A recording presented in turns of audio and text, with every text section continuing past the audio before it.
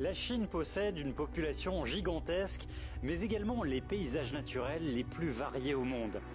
Des plateaux, des montagnes, des lacs, des littoraux.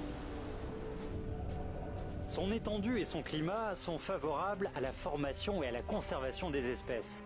Aucun autre pays ne possède autant d'ingrédients alimentaires potentiels que la Chine.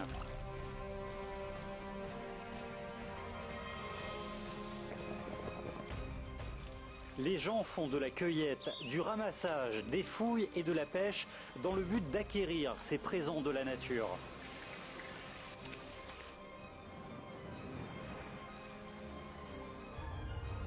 À travers les saisons, nous allons découvrir, via les gourmandises, des histoires entre les hommes et la nature.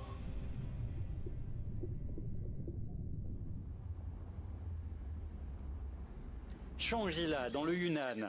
Forêt vierge encerclée par les montagnes neigeuses. À la saison des pluies, l'air est humide et froid.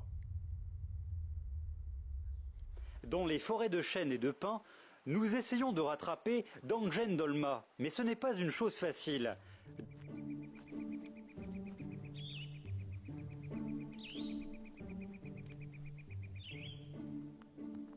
Dolma et sa mère sont à la recherche d'une espèce de denrée féerique. Ce que Dolma a découvert sous les aiguilles de pin, c'est le champignon de pin, une espèce comestible précieuse. Celle-ci ne peut vivre que dans les montagnes à haute altitude où il n'existe aucune pollution. Généralement, on ne peut trouver qu'un champignon de pin en parcourant 1 kilomètre de chemin. Le chapeau de ce champignon s'est déjà ouvert. Cela veut dire qu'il n'est pas de bonne qualité.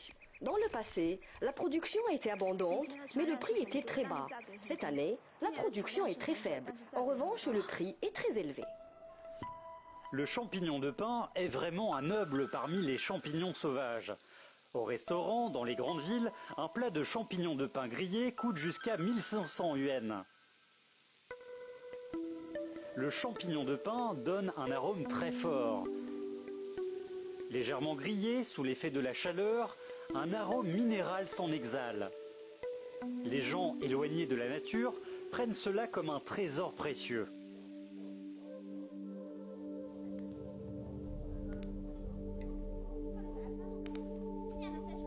Le village d'Izi, dans le district de Shangri-La, est un lieu de production de champignons de pin.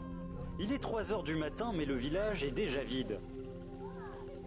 Tous les villageois, capables d'escalader la montagne, sont partis à la recherche de ce champignon merveilleux. Si je ne partais pas tôt, ça serait battre de l'eau avec un bâton. Les gens qui partent le plus tôt peuvent rafler les champignons de pin. Après avoir traversé des villages sur une distance de 20 km, la fille et sa mère doivent entrer à pied dans la forêt vierge.